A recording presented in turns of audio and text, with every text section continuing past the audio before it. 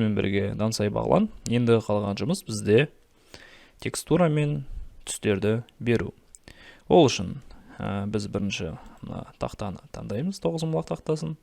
Енді қараңыздар, тышқан ортасымен астыға түсірсек айналдырып, бізде мына жерде домалақ қызыл Material Properties деген батырма бар. Енді қараңыздар, әрқашанда бірінші біз материал жасаған кезде, мысалға, мына жерде New'ді басып жасайық, Material 0.25 деген пайда болды. Әрқашанда осы бірінші материал бүкіл объектінің материалы болып саналады. Енді қараңыздар, астыға қарай түсірейік. Base Color деп тұр. Base Color осы материалдың түсі. Яғни біз кез келген реңді түсті осылай бере аламыз. Бұл жерде біз түстің орнына текстура берсек, мен осы видеоның астына текстура бекіткен болатын. Сол текстураны қолдансаңыз болады, немесе интернеттен кез келген текстураны алып салсаңыз болады. Кәнекей, мен мына батырманы басамын. Ары қарай бізде image texture деген бар, соны таңдаймыз. Неке қара болды, өйткені бізде әзір текстура жоқ. Ары қарай open'ді басамын. Жүктеген текстурамды апарамын. Және де мінекей осы жерде біз текстураларымызды таңдасақ болады. Мен бірінші текстураны алайын. Мынадай текстура бізге берілді. Менің ойымша бізде үшінші текстура, екінші текстура жақсырақ болатын сияқты. Мына жерде бізде flat болмау керек, оның орнына box болса әдемірек болады. Ары қарай, мына жерде бізде құмалақтар тұр. Құмалақтарды таңдаймыз, жаңада материал жасаймыз. Енді бұл құмалақтарды біз алтыннан жалатылған құмалаққа айналдырып көрейік. Астыға түсеміз, қараңыздар. Metallic деген бізде параметр бар. Осыны үлкейтеміз, сол кезде біз осы объектінің металдық құрылымын көбейтіп жатырмыз. Сонда бізде алтынға ұқсас текстура пайда болады. Әрі қарай roughness бұл қалай жылтырайды, соны көрсетеді. Міне барынша жылтыратып қойдық. Бізде әдемі алтын тәріздес текстура пайда болды. Emission'ды сарыға апарамын. Бұл қаншалықты бізде объектіміз жарқырайды, соны көрсететін болады. Көп керек емес, шамамен кішкене ғана қоссақ болады. Енді келесі объектті изоляция жасайық. Мінекей, қараңыздар, үстелдің үсті бізде ағаштан болса, асты темірден болуы қажет. Ол үшін біз жаңадан бір материал жасаймыз. Base Color таңдаймыз. Image Texture, Open, жаңағы текстура жүктеген файлымызды таңдайық. Мінекей бізде осындай ағаштың материалы болады деп ойлаймын. Тюбқа ауыстырайық, боксқа ауыстырайық. Бокс сәйкес келеді. Енді қараңыздар, астындағы қалай темірге айналдырамыз. Екеуін бөлек-бөлек материал берейін десек, бізде олар бөлек объект емес. Сол үшін не істеуіміз қажет. Ол үшін біз Edit Mode-ға ауысамыз, және L батырмасын басу арқылы тек астыңғы мынау темір бөлшекті ғана белгілейміз. Өйткені ол бізде бөлек объект болып жасалғандығын. Егер де мына объектілердің ортасы полигон арқылы қосылған болса, онда барлығы алынар еді. Біздің сәтте тек бөлек тұрғандықтан өзі ғана алынады. Ары қарай тағы да материал жасайық. Жаңадан мына жерде плюс батырмасын басамыз. Жоқ, баспасақ та болады. New'ді басайық. Жаңа материал қосылды. Енді Assign'ды басамыз. Көрдіңіздер, басқа материал пайда болды. Base Color бізде шамалы қараға барсын. Мінекей, тағы да қара қылдырайық кішігірім. Енді металликті қосамыз. Яғни бізде металдан болу қажет, темір болғандықтан. Және roughness-ын арттырамыз. Яғни қаншалықты жылтырайды. Roughness-ын күшейтсек, мінекей, бізде металл тәріздес материал пайда болды. Ары қарай Object Mode-ға ауысамыз. Slash батырмасын басам. Сонымен бізде мінекей дайын материал пайда болды. Мен қатты қап-қара болып кеткен сияқты.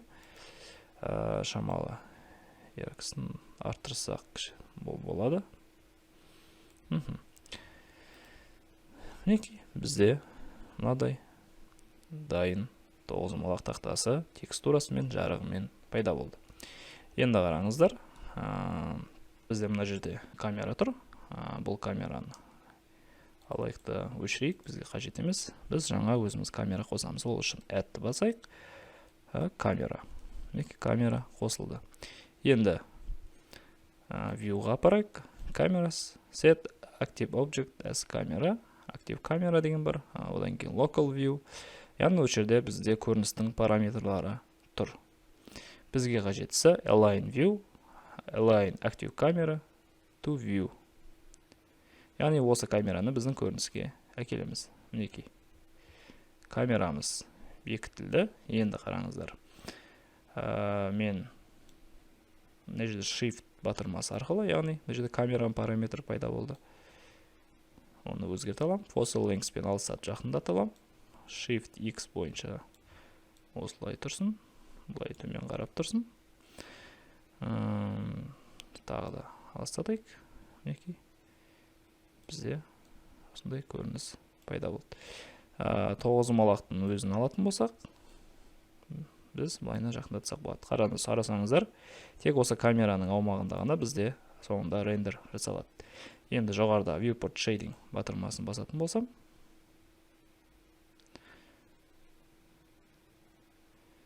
мінекей, бізде рендер жасалып жатыр. Көлеңкесі, жарығы, барлығы әдемі болып тұр. Қайтадан мен негізгі параметрге келтірейін. Енді қарап отырсақ, render image жоғарыдағы батырманы басамыз. Сонда бізде дайын рендер пайда болады.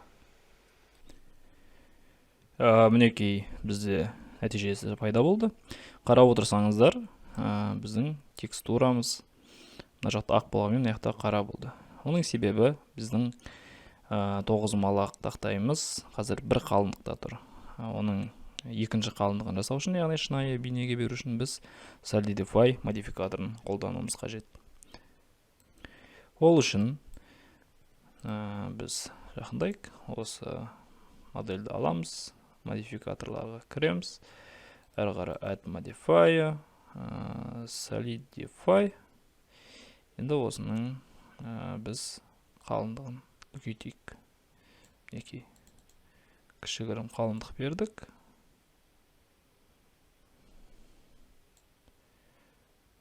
Объектіміз жасалды. Мінекей, нәтижесі дайын болды. Енді камерамыздың бағытын өзгертіп, шамалы үлкендеу көрініске қояйық. Бұл жерде біз кәдімгі режимге ауысайық. Одан кейін view батырмасын басып, align camera to view.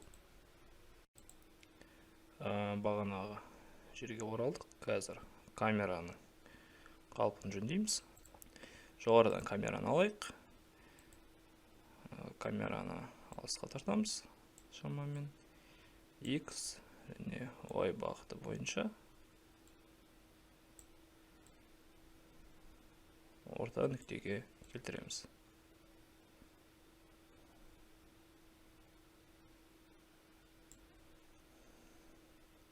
Енді тағы да рендер жасайық.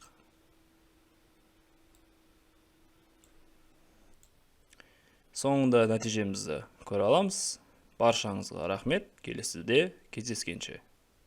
Тағы да сәлем.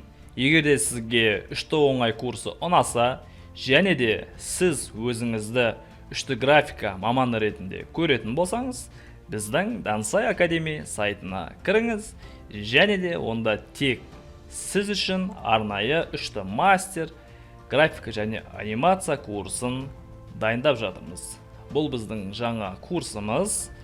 Курста сіз 0-ден бастап шеберлік деңгейге дейін үшті модельдеу, анимация және де визуализация техникаларын үйренетін боласыз. Курсты аяқтағаннан кейін сіз интерьер дизайн, архитектуралық визуализация, анимациялық кейіпкерлер, анимациялық фильмдерді жасау қабілетіне ие боласыз. Яғни сіз көз алдыңызға елестететін барлық дүниелерді үшті графиканың ішінде жасау қабілетіне ие боласыз. Олай болса, курсқа алдын ала жазылу басталды. Біз сіздерді күтеміз.